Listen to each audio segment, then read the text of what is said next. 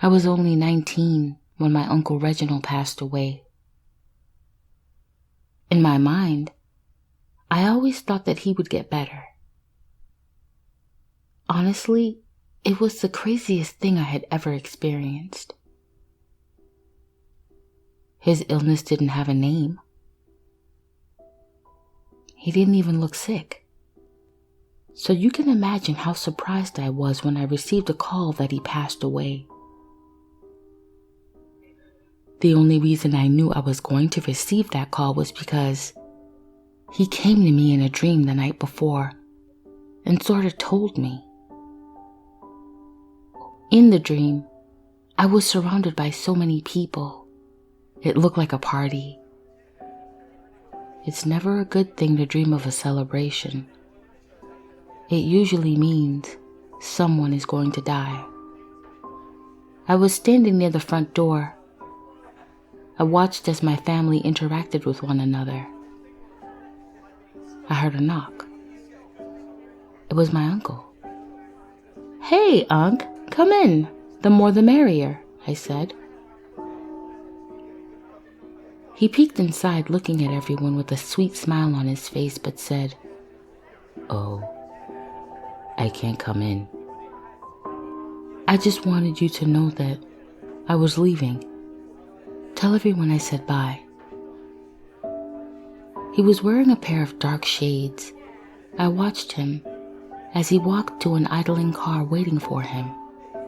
He looked like he was going on vacation.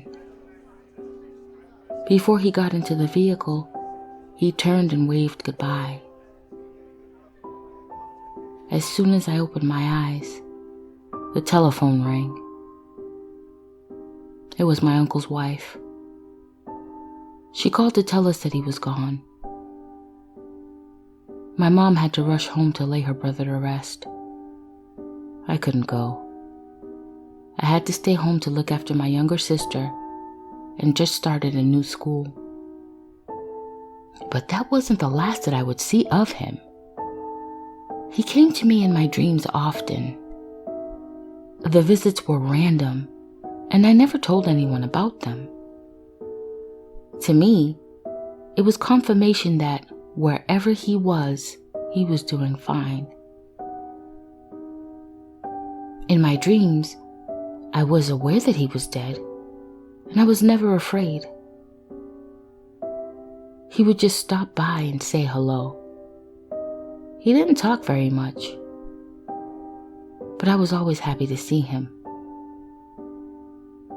He continued to visit me well into my 30s. Little did I know that those visitations would all come to a stop. One afternoon, I watched a program on television about the supernatural.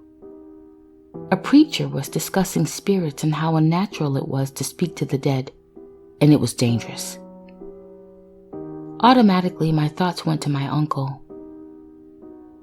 When he came to visit me, it never warranted any feelings of fear, so I didn't really understand why it was such a bad thing to talk to the dead.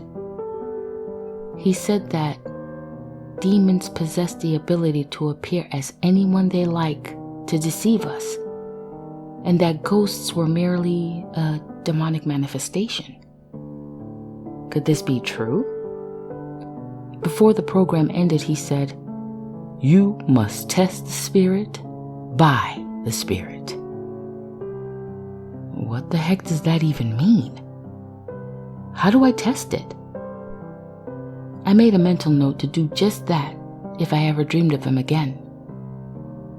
I didn't have a clue as to how I would do it, but I knew that I would. Several months passed before I would dream of him again, but I did.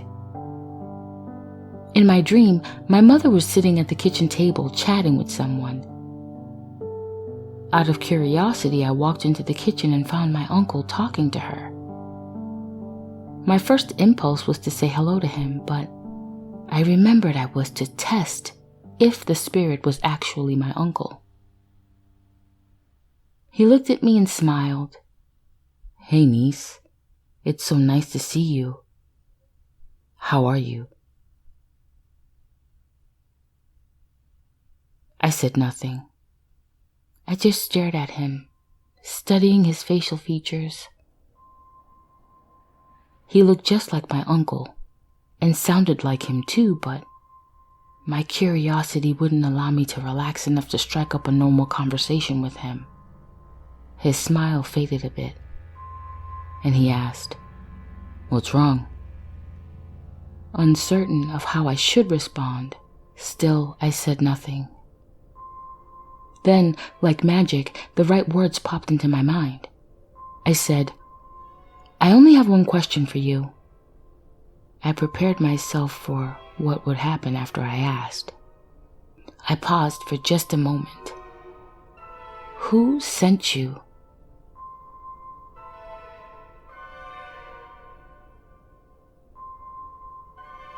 I watched in disbelief as his face began to change. It was obvious that whatever this was couldn't keep the shape of my uncle's face. The bones in his neck popped as its face swelled and shifted. He didn't look like my uncle anymore. He didn't even look human. His voice changed too, as he said, "It's me." I picked up a chair, ready to smash it over his head. "Who in the hell are you?"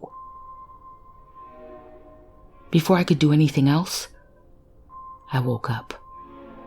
Whoever he was never came to visit me in my dreams ever again. That wasn't my uncle.